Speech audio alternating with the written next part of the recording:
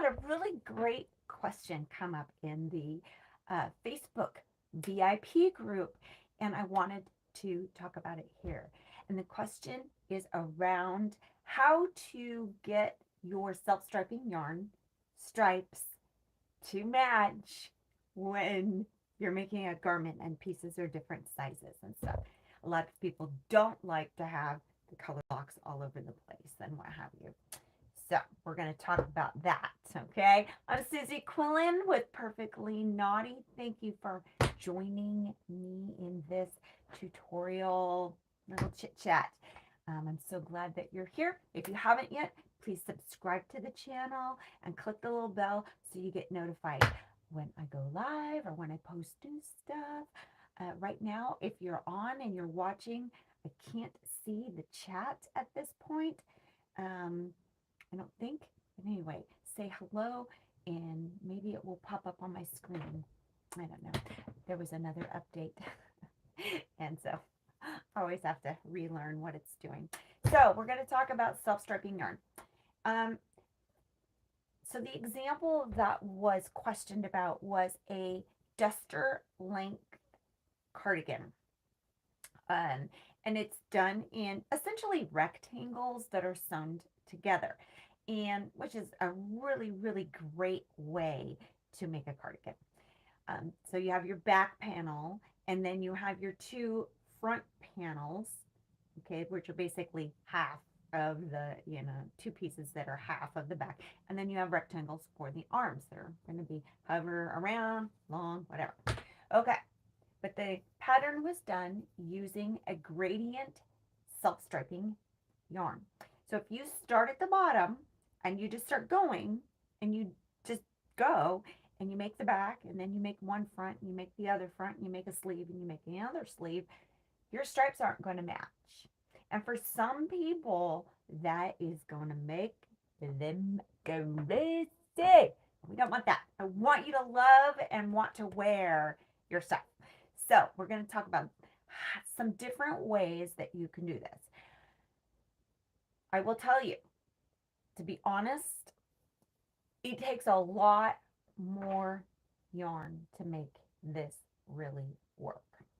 Because what you have to do is you have to, and this also applies to socks, by the way, for people who want the stripes to match on their socks.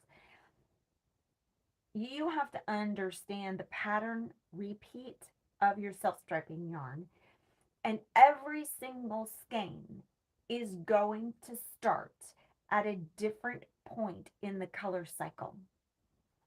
And so you have to be able to start each piece of your project at the same point in the color cycle.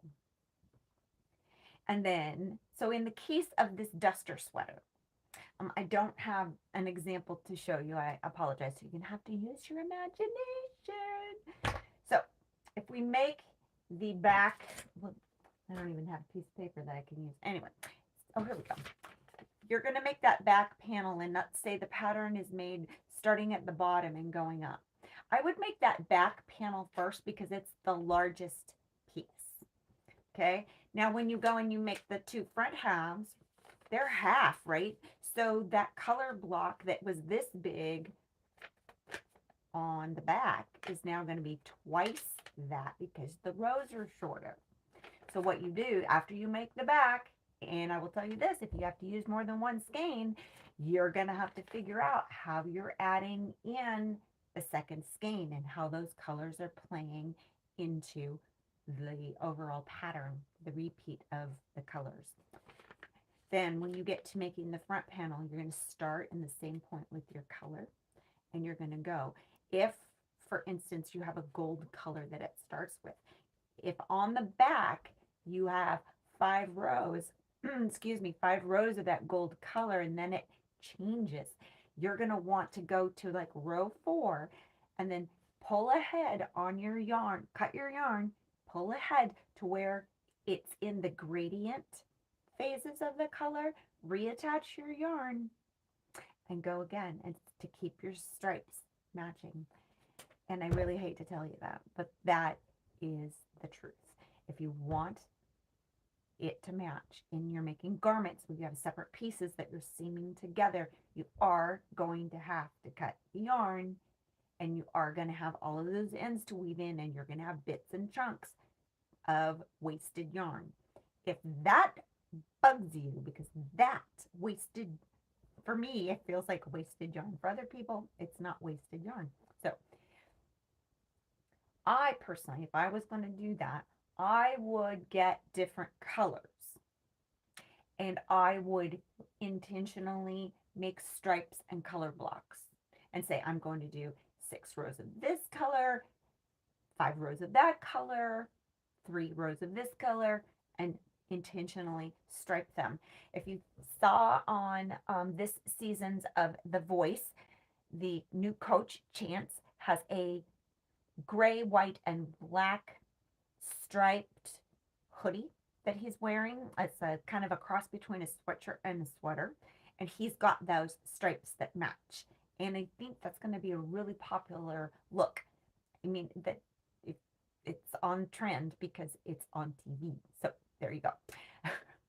But in order to really make that work, you have to count the number of rows that each color is and change your yarn. There's no easy way of getting around that. So if that is something that is going to bug you, I really would like to challenge you to rethink your yarn. Okay?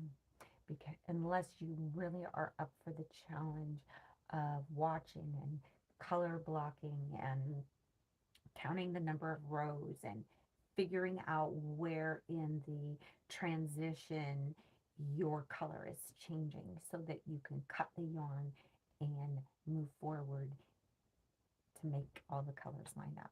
I wish there was an easier way, but unless you're completely using different yarn for each color or cutting it, there really is not another way.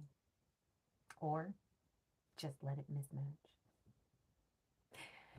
So there you go. There's my little point for you there. I hope that helps a little bit.